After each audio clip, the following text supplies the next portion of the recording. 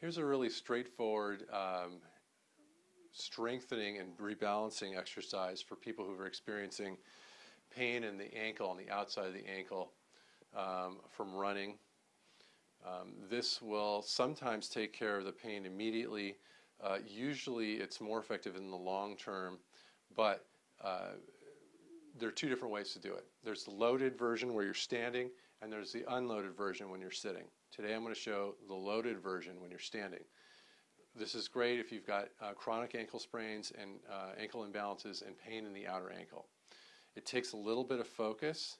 It really helps to have a full-length mirror in front of you when you do it. And you might even get some help by having a chair next to you that you can balance on. But it's a very, very simple exercise. So I start with my feet about hip-width distance apart, maybe a little closer. The inner feet are parallel to one another. And if you have a wooden floor, use the lines of the floorboards to help you get your inner feet as parallel as possible.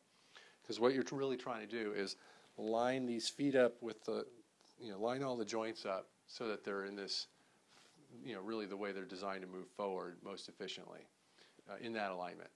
And then you're going to move through that alignment. That helps your brain to reprogram. It also helps to rebalance the muscles in terms of their relative tensional balance between the outer and the inner leg.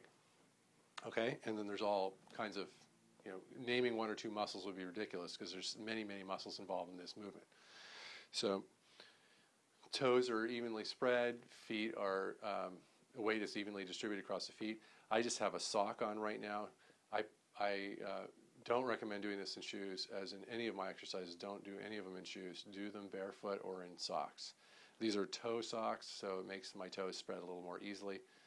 If you don't have toe socks, barefoot's really the best way. Again, keeping the alignment, and then all I'm doing is I'm coming up onto the ball of my foot. And I'm taking pains to come up as straight as I can. Now, there's a tendency, if I come up quickly and I don't think about it, for me to bow out as I come up. Most people will, especially if you have outer ankle pain and chronic ankle sprains and such, people will tend to bow out and come up.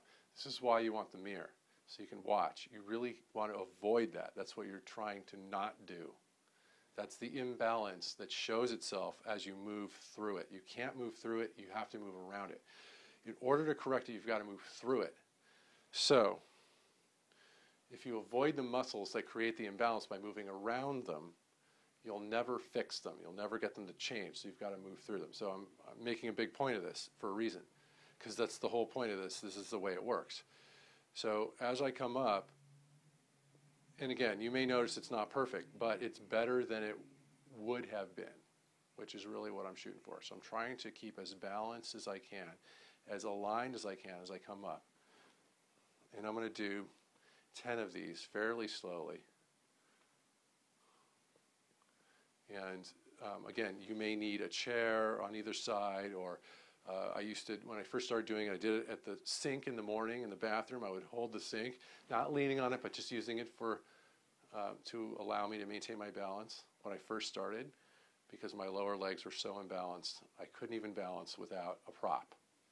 And this is true for a lot of people. And I would just say 10 of these in the morning when you get up. It's the easiest way long term. Now, if you're running and you experience pain, do them right then. If you sprain an ankle, you may not be able to do it with weight. Sit on your butt, legs outstretched, and do it that way. And I'll show that in another video. Have fun.